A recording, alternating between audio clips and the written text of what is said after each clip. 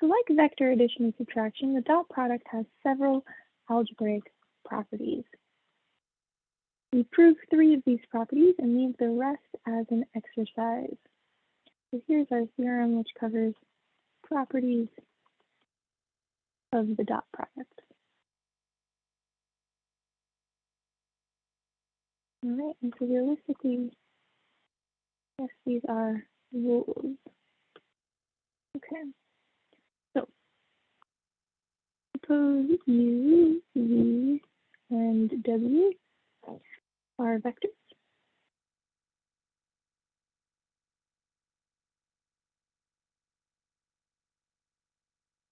And C is a scalar, right, a real number. Then we have a commutative property of our dot product. U dotted with V is the same thing as V dotted with U.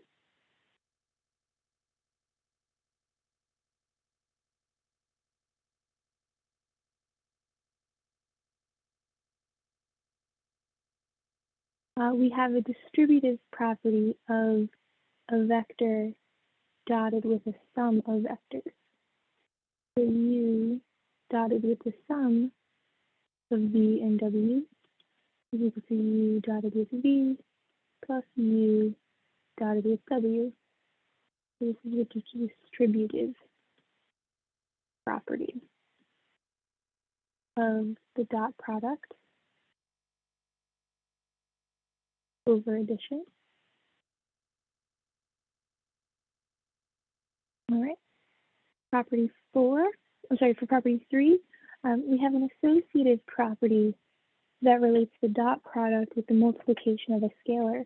So if I'm trying to distribute a scalar to a dot product, I can actually take a look at the scalar into the first vector and then take the dot product. Or I could even move that scalar inwards and dot U with the scalar times our second vector. So this is the associative property of the dot product and the scalar. Finally, we have the property of magnitude, and I think this one's really interesting and really helpful. A vector dotted with itself gives you the magnitude of that vector squared. This is called the property of magnitude. All right, so how do we know that these statements are true then? Did somebody just come along and say, yeah, seems good enough to me? No, right? That's not how math works. We start with some basic properties from our properties of real numbers, and then we say, I wonder if what we know about real numbers can carry over. So let's prove some of these then. So we'll start off by proving the commutative property of dot products. This one's really surprising to me, but I guess when you think about it, it makes sense. So if I take the dot product of two vectors, and I didn't actually tell you what U and V even were, so let's start there. Let's let U and V.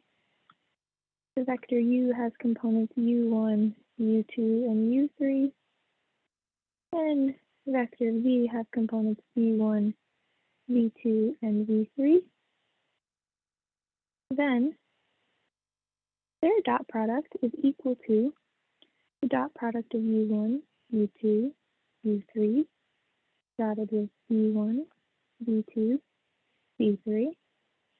This is a comment. This is literally just by substitution. All right. So when we compute the dot product, by definition, we're taking the product of the components and then adding them up. So U1 times V1 plus U2 times V2 plus U3 times V3. So this is actually by the definition of the dot product. All right, well, this is a number, a real number. And real numbers, when we're doing multiplication and addition, have a commutative property. So I can actually swap the U's and the V's in all of this. So if I swap the U and the V, I get V1 times U1 If I swap the u and the v, I get v2 times u2. And if I swap the u and the v, I get v3 times u3. So this is by the commutative property of multiplication in the real numbers. So if real numbers couldn't swap order, then our vectors wouldn't be able to either in this case. Okay? So notice that what I've done here is I've got all my v terms, my v factors are all first, and my u factors are all second. So by definition, that means that what I've done here is, well, this is 1, 2, 3, and 1, 2, 3. So this is v1, v2, v3, dotted with u1, v2, and u3. All right, so once again, this is just by definition of the dot product. So it took us a few steps here, but we've now shown that u dotted with v is the same thing as v dotted with u. And we can't take this for granted. It somewhat seems straightforward and simple and a waste of time, but this dot product that uses this dot notation is different than a cross product, right? So you're familiar with, 3 times v and 3 times 4 and 3 times 4, right? One uses a dot and one uses an x. So you should be familiar with those from your whole life. But the dot product in vectors and the cross product in vectors actually mean different things, and they're not going to have the same properties. So this has commutativity, but the cross product doesn't. So a lot of things kind of fall apart when we get into higher dimensions, and we can't take these things for granted. Right, so I'm kind of rambling a little bit. Anyway, so this is our proof of commutativity. Yeah, so let's just kind of make a note. So the dot product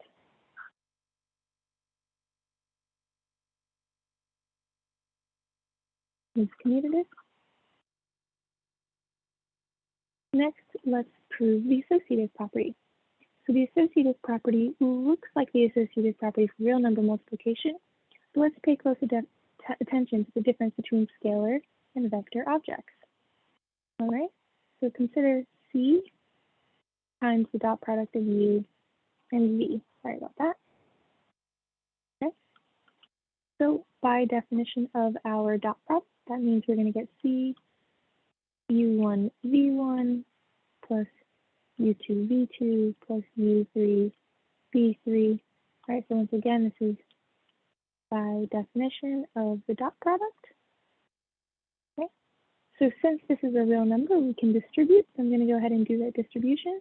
This is C times U1 V1 plus C times U2 V2 plus C times U3 V3.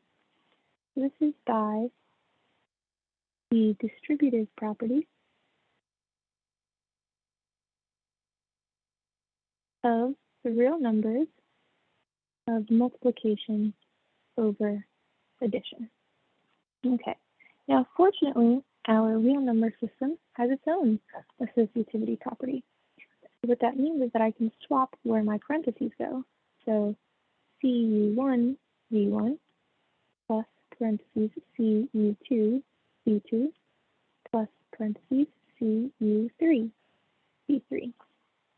Right, so this is by associative property of multiplication in the real numbers.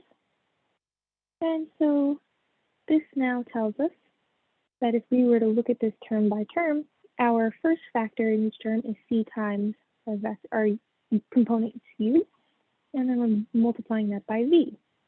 So once again, this is by definition the dot product of CU1, comma, CU2, comma, CU3, dotted with V1, V2, and V3.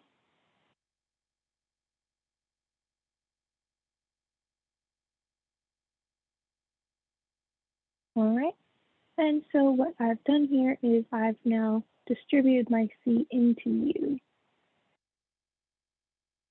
So I can also pull it out.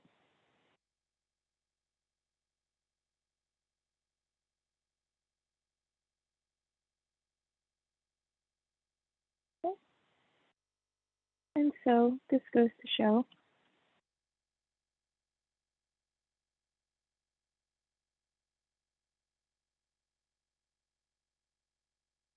that we have an associative property of vectors.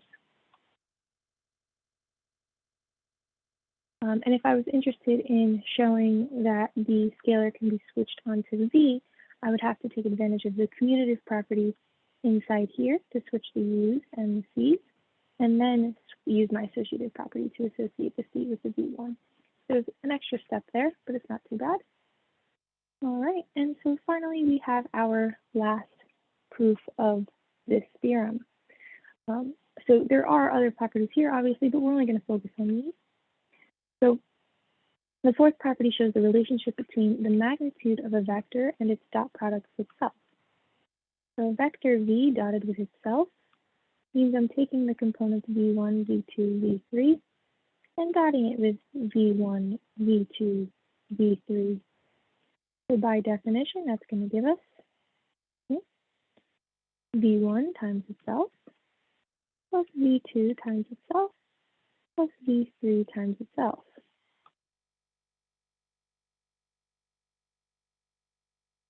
All right, and recognize that our magnitude is the square root of this expression. So if I were to do something that cancels out, right, take the square root and then square it again, we see that we are actually exactly getting the magnitude of our vector squared, and so we're done.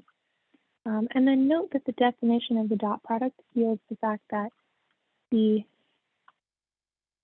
dot product